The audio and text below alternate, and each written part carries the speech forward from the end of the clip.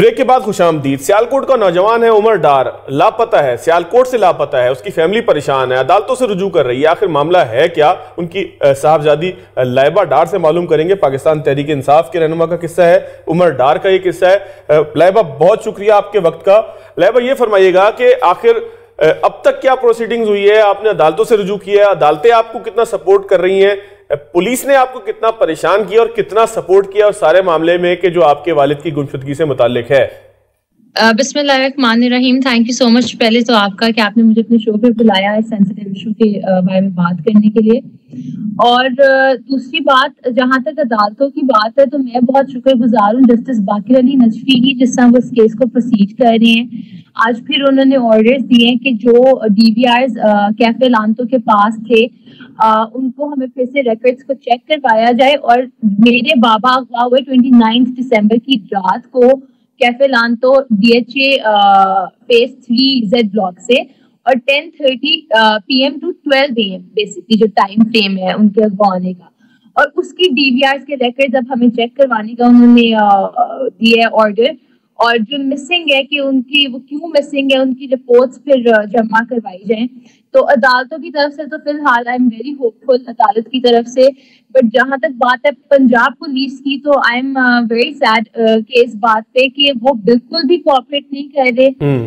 वो हर वक्त यही कहते हैं, specially I mention the safe city project cameras जो कि अभी तक हमारी फैमिली को प्रेजेंट नहीं किए गए। मेरे चाचू इमरान डार परसों 7 घंटे पुलिस स्टेशन पे गए हैं और वहां से कोई रिस्पॉन्स नहीं था। अच्छा, उन्होंने बिल्कुल कोऑपरेट नहीं किया। जिस फ्लोर पे रिकॉर्ड्स चेक हो रहे थे वहां की लाइट्स आउट थी, जबकि पूरे पुलिस स्टेशन के अंदर लाइट्स थी, सराउंडिंग एरियाज में भी लाइट्स थी। और वो हर बात पे यही कहते हैं, स्पेशली इस बात पे जो सेफ सिटी प्रोजेक्ट के कैमराज हैं कि वो लेने गया है, वो मिल नहीं रहा, और ये और वो बस उस चीज को ट्रैक करने और कोई कोऑपरेशन नहीं कर रहे।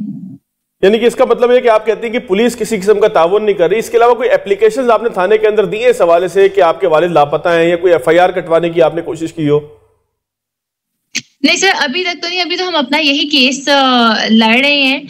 और लेकिन अगर वो नहीं मिलते, अगर वो अगले 48 आवर्स में बाजियाब नहीं होते सलामती से, तो फिर मैं ये बात कह रही हूँ कि हम सुप्रीम कोर्ट तक जाएंगे, चीफ जस्टिस ऑफ पाकिस्तान काजी फाइज ईसा साहब के पास जाएंगे, और जो IG पंजाब हैं उनके ऊपर हम FIR कटवाएंगे।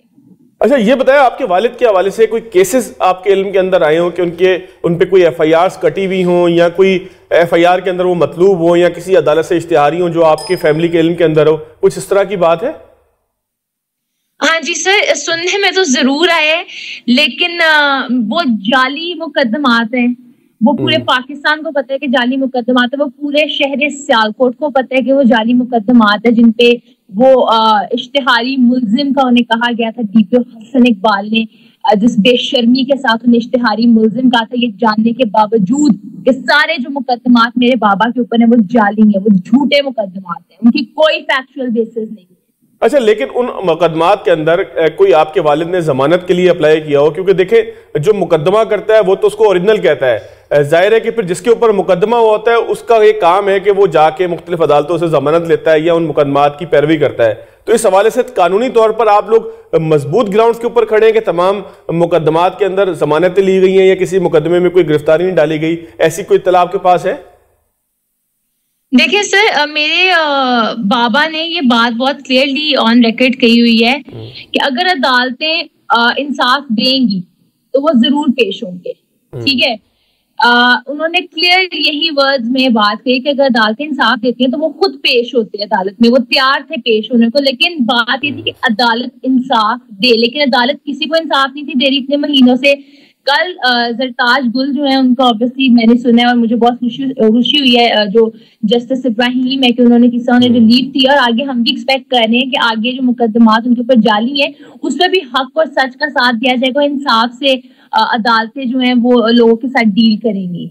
ठीक हो गया। अच्छा, अदालती मामला तो कुछ हो गए, कुछ अगर आपकी इजाजत तो आप इजी फील करें तो कुछ सियासी मामला के ऊपर बात हो जाए कि आपके खानदान से इलेक्शन कौन लड़ रहा है। आपकी दादी के गालिबन कागजात नामजदगी मुस्तरद हो गए हैं, आपकी वालदा ने भी सुना जमा कराए थे।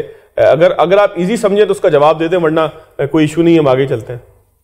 सर सबसे पहले तो मैं ये कहना चाहती हूँ कि मैं कोई सियासी पर्सनालिटी तो हूँ नहीं है, मेरा सब्जेक्ट नहीं है सियासत, ठीक है। मेरा जो स्टैंड है वो पहले तो एक यूथ की तरफ से ये पैगाम पहुंचाना था कि हम इमरान खान के साथ हैं, और उनके साथ इसलिए क्योंकि वो ये समझते हैं, वो रिकग्नाइज करते हैं, डिक्लेयर करते हैं कि हम इस मुल्क का एक एसेट है। और दूसरा वो जो स्टैंड है वो मेरे बाबा और मेरे बाबा के लिए एज अ बेटी और मेरी दादी के लिए एज अ पोती वो स्टैंड है। लेकिन अगर आप मुझसे ये पूछ ही रहे हैं कि मेरी फैमिली से जो लोग इलेक्शंस में कंटेस्ट करे थे, जी मेरी दादो रेहाना इम्तियाज डार जो हैं और मेरी मामा रूबा उमर जो है, वो जरूर उन्होंने अपने पेपर्स सबमिट कराए थे, लेकिन उन्हें रिजेक्ट किया गया। और वो भी किस तरह किया गया, वो भी पूरी कौम के सामने कि हमारी घर के बाहर हमारे सराउंडिंग एरियाज में इस तरह पुलिस मौजूद थी उस दिन के जैसे कोई टेररिस्ट को पकड़ने आई हो। तो आप लोगों ने अपील की थी, उस पर ट्रिब्यूनल में गए थे, क्योंकि उसके भी फैसले आ गए हैं, बहुत से तहरीक इंसाफ के रहनुमाओं के कागजात मंजूर हुए हैं। हाँ जी, हमने की है और कल फैसला पता चलेगा। चलें जी, बहुत शुक्रिया लैबा, आपने वक्त भी दिया। अल्लाह ताला जो है वो आपके वालिद को जहाँ रखे खुश रखे, और आपको भी जो है वो फैमिली को इतना सुकून दे, इतनी सहूलत दे कि वो तमाम मुकदमात को प्रोसीड भी कर सके। जाहिर है कि लापता होना, फिर चाहे वो कोई भी हो, वो किसी सूरत भी जो है वो उसकी हम ये नहीं कह सकते कि बहुत कोई ऐसा इक़दाम है उसकी मजम्मत ही की जाएगी। लापता नहीं होना चाहिए। अगर किसी फ़र्द के ऊपर कोई इल्ज़ाम है तो उसको अदालत में पेश होना चाहिए, और अदालत में पेश होने के बाद फिर जो अदालत है उसकी किस्मत का फैसला करें। एक ब्रेक लेंगे, ब्रेक के बाद आगे की तरफ चलेंगे।